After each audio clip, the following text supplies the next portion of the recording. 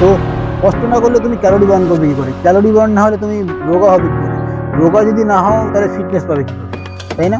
তো ফিটনেস আনতে গেলে এই কষ্টগুলো তোমার করতে হবে। দেখো,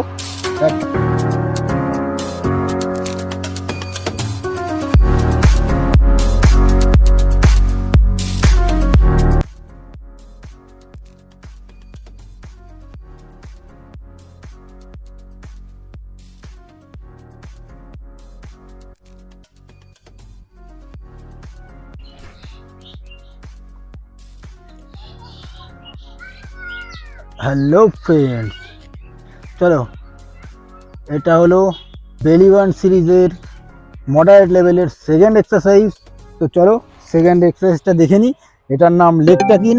আর এই এক্সারসাইজটা কীভাবে করবে দেখো, এটা মডারেট লেভেলের সেকেন্ড এক্সারসাইজ। মডারেট লেভেলে টোটাল থাকবে 7 থেকে 8টা এক্সারসাইজ বা 6টা এক্সারসাইজ। তার মধ্যে এটা সেকেন্ড এক্সারসাইজ, একটু তো কষ্ট হবেই না। তোমার যেটা করতে হবে, পাটা সোজা সোজা রেখে পাটা উঁচু করো। উঁচু করে এইটা একদম স্লোলি এসে তোমার বুকে লাগবে, কেমন? আবার পা চলে যাবে। চলো এই এক্সারসাইজটা তুমি তাড়াতাড়ি করো। হাতটা রেখে দাও, রেখে দিয়ে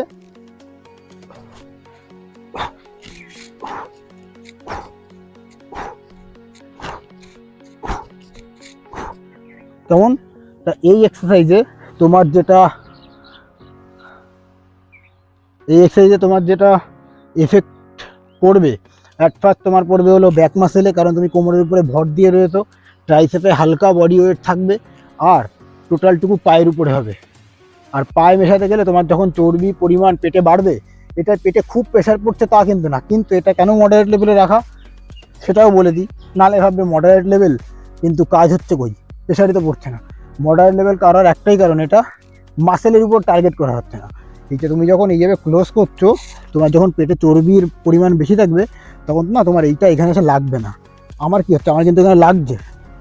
দেখো, রানিংয়ে মোশনে থাকলে লাগছে, তোমারটা লাগবে না, কারণ তোমার পেটের উপরে তখন চাপ থাকবে। আর যখন চাপ পড়বে তখন ওই প্রেশারে তোমার ফ্যাট বার্ন হবে।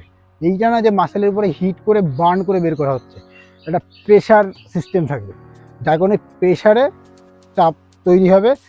ওই মানে ইনডাইরেক্টলি ফ্যাট বার্ন হওয়ার জন্য যেটা, তো মাসেলটা হবে লেগ ট্যাকিং। চলো দেখা হবে এর পরের ভিডিওয়ে। ব্যায়াম করো, সুস্থ থাকো, আর তুমি তোমার নিজের ফিটনেস ফিরে পাও। ওকে, চলো এক্সারসাইজ করো, ফিট থাকো। জয় হিন্দ গাইজ।